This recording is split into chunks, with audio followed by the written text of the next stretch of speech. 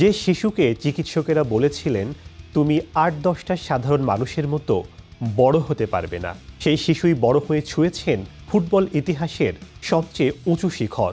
তিনি Lionel Andres Messi. প্রিয় দর্শক, সময় টেলিভিশনের আজকের আয়োজনে আমরা জানব বিশ্বমঞ্চ জয় করা এক ফুটবল জাদুকরের রূপকথা। সঙ্গে আছি আমি শেখ সাদি মারজান। ১৯৮৭ সালের ২৪শে জুন আর্জেন্টিনার রোজারিও শহরের এক সাধারণ মধ্যবিত্ত পরিবারে জন্ম নেয় লিওনেল মেসি।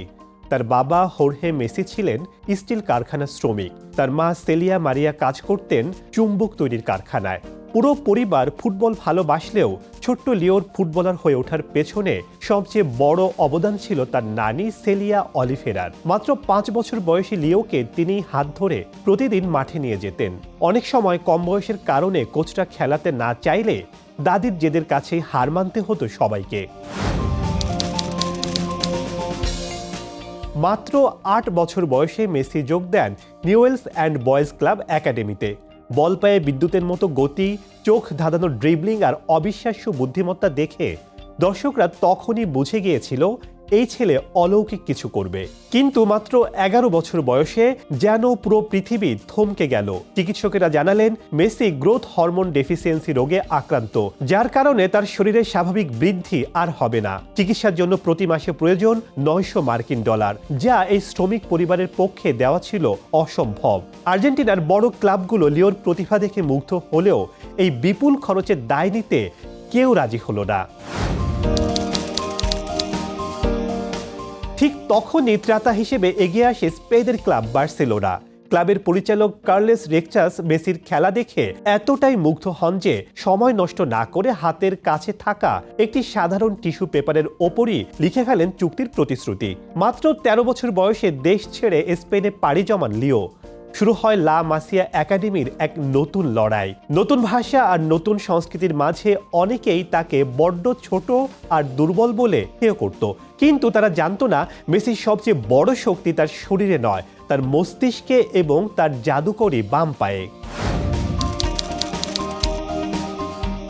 ২০০৪ সালে মাত্র ১৭ বছর বয়সে বার্সেলোনার মূল দলে অভিষেক হওয়ার পর ফুটবল বিশ্ব দেখল এক অপ্রতিরোধ রাজত্ব।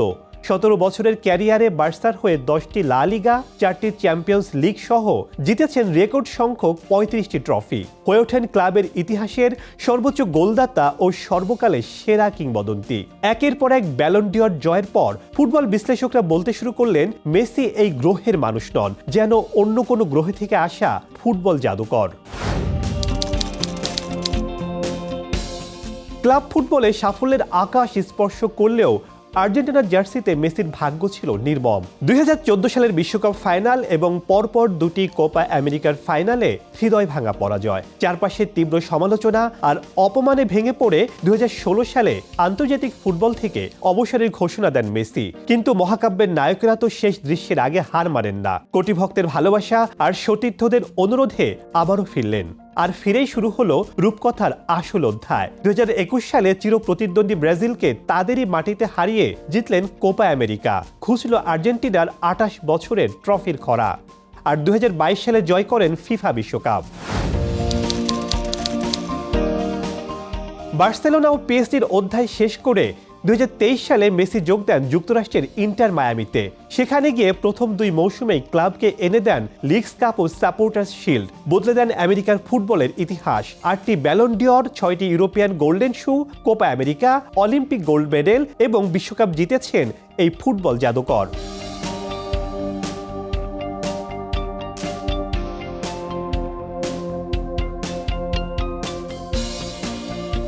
ফুটবলে জেতার মতো আর কিছুই বাকি নেই তার, কিন্তু মেসিকে শুধু ট্রফি বা পরিসংখ্যান দিয়ে মাপা যায় না। তিনি আসলে এক জীবন্ত অনুপ্রেরণা, যিনি প্রমাণ করেছেন প্রতিভা যখন অক্লান্ত অধ্যাবসায়ের সঙ্গে মিলে যায় তখন যে কোনো অসম্ভবও একদিন ইতিহাস হয়ে যায়।